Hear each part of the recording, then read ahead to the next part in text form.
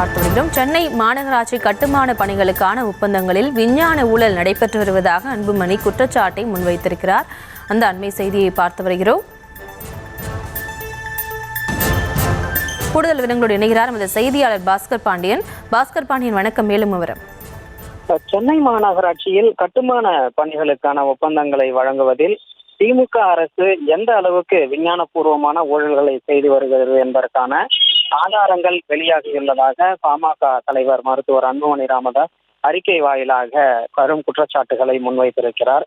குறிப்பாக ஒப்பந்தம் வழங்குவதில் வெளிப்படைத்தன்மை என்று ஒரு பக்கம் கூறிக்கொண்டு இன்னொரு பக்கம் கையூட்டு கொடுத்தால் மட்டுமே ஒப்பந்தம் என்ற சிஸ்டத்தை திமுக அரசும் சென்னை மாநகராட்சியும் ஏற்படுத்தி இருப்பது கண்டிக்கத்தக்கது எனவும் அவர் கடும் கண்டனங்களை தெரிவித்திருக்கிறார். சென்னை மாநகராட்சி சார்பில் மேற்கொள்ளப்படக்கூடிய கட்டுமான பணிகளுக்கான ஒப்பந்தங்கள் வழங்குவதில் நவீன ஊழல் தொழில்நுட்பத்தை ஆங்கில நாளேடு ஒன்று அம்பலப்படுத்தியுள்ளதாகவும் அவர் தன்னுடைய அறிக்கையிலே தெரிவித்திருக்கிறார். டெண்டர்கள் தாக்கல் செய்யும் போதே ஒப்பந்ததாரர்கள் கள ஆய்வு சான்றிதழையும் பதிவேற்றம் செய்ய வேண்டும் என்ற புதிய முறையை கடந்த 2 ஆண்டுகளாக சென்னை மாநகராட்சி அறிமுகம் செய்திருந்தும் நடைமுறைப்படி கட்டுமான பணிகள் நடைபெறக்கூடிய பகுதியை ஒப்பந்தம் கோரும் நிறுவனங்களுடைய பிரதிநிதிகள் சம்பந்தப்பட்ட பகுதிக்கான அந்தந்த மாநகராட்சியினுடைய பொறியாளர்களை அழைத்து சென்று களச்சூழல்களை ஆய்வு செய்ய வேண்டும். ஆனால் அந்த களச்சூழல்களை சம்பந்தப்பட்ட நிறுவனம் நன்கு அறிந்து கொண்டிருப்பதாகவும் கண்காணிப்பு பொறியாளர் உள்ளிட்டோர் சான்றளிக்க அந்த கள ஆய்வானது மேற்கொள்ளப்படும். ஆனால் அவ்வாறு இல்லாமல் இந்த நவீன ஊழலானது மேற்கொள்ளப்பட்டிருப்பதாக பாமக தலைவர் அன்புமணி ராமதாஸ் கடும் குற்றங்களை சுமத்தி இருக்கிறார்.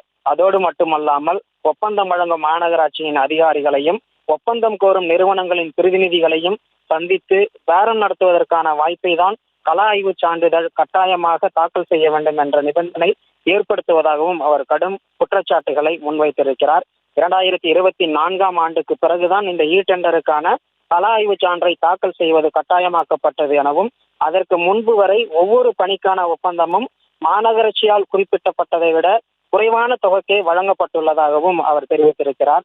மாநகராட்சி சார்பில் குறிப்பிடப்பட்டதை விட 7% முதல் 12.51% வரை கூடுதல் தொகைக்கு வழங்கப்பட்டுள்ளதாகவும் 2025ஆம் ஆண்டிலும் இதே முறையில் ஊழல் நடைபெற்றுள்ளதாகவும் அவர் குறிப்பிட்டிருக்கிறார்.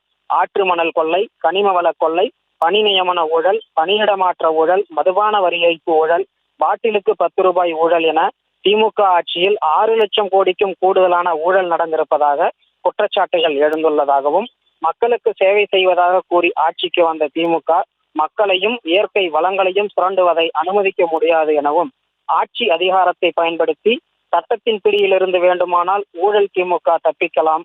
ஆனால் இன்னும் சில வாரங்களில் நடைபெற உள்ள சட்டப்பேரவை தேர்தலில் மக்கள் அளிக்கும் தண்டனையிலிருந்து திமுக தப்பிக்க முடியாது என அந்த அறிக்கையிலே கடும் கண்டனங்களையும் பல்வேறு குற்றச்சாட்டுகளையும் முன்வைத்து அறிக்கையை வெளியிட்டிருக்கிறார் பாட்டாளி மக்கள் கட்சியினுடைய தலைவர் அன்புமணி ராமதாஸ். விவரங்களுக்கு நன்றி.